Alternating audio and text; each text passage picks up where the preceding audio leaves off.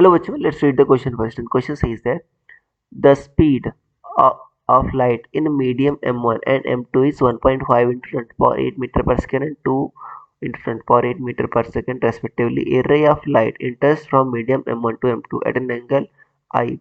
If ray suffers total internal reflection, then value of I is equal to sin inverse 2 by 3, equal to or less than sin inverse 3 by 5, equal to or greater than sin inverse 3 by 4, less than sin inverse 2 by 3. सो बच्चों सबसे पहले आपको समझना होगा की concept क्या use हो रहा है इसमें. की कंसेप्ट इज TIR.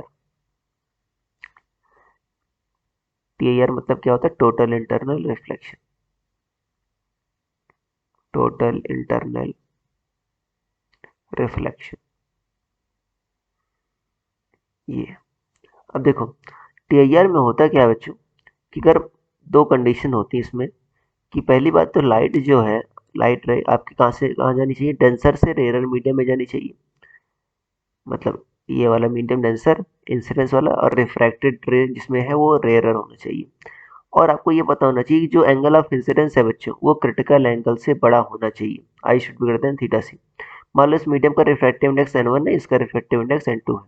तो जो थीटा सी होता है बच्चों, साइन थीटा सी, साइन थीटा सी की वैल्यू क्या होती है आपका n2/n1 ये होती है. इनटू क्या होता है आपका रेयर मीडियम का रिफ्रैक्टिव इंडेक्स, n1 क्या है? डेंसर मीडियम का रिफ्रैक्टिव इंडेक्स. और यहाँ पर रिफ्रैक्टिव इंडेक्स डायरेक्ट दे नहीं रखा है बच्चों को, निकालना पड़ेगा. रिफ्रैक्टिव इंडेक्स क्या होता है? n इक्वल टू क्या होता है? c/v, speed of light in air divide by speed of light in medium. तो n1 कैसे लगेगा? डेंसर मीडियम में. डेंसर मीडियम में बच्चों स्पीड कम होती है. देखो c तो बच्चों 3 × 10⁻8 मीटर पर सेकेंड होता है. और यहाँ पर क्या है आपका v का डेंसर मीडियम में 1.5 × 10⁸8. तो बच्चों कितना आ जाएगा? 2 मीटर 2 आपका आ जाएगा. n2 कितना आ जाएगा? देखो n2 क्या है आपका दूसरे मीडियम का रिफ्रैक्टिव इंडेक्स, ये भी क्या होगा? 3 × 10⁸8.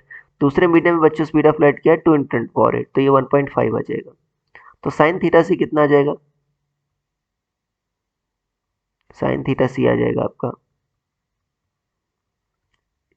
बच्चे n1 n2/n1. n2 क्या? 1.5/2. तो ये 3/4 आ जाएगा. तो मतलब थीटा सी कितना है आपका? Sine inverse 3/4. तो बच्चों TIR होने के लिए कंडीशन क्या बताई मैंने कि जो एंगल ऑफ इंसिडेंस है वो बड़ा होना चाहिए थीटा सी से, मतलब आई should be greater then sine inverse 3/4, तब जाकर आपका TIR होगा. तो यहाँ पर आपका देखो कौन सा ऑप्शन मैच कर रहा है? इक्वल टू और greater than sine inverse 3/4. So your final answer will be option number 3. I hope you understood it well. Best of luck.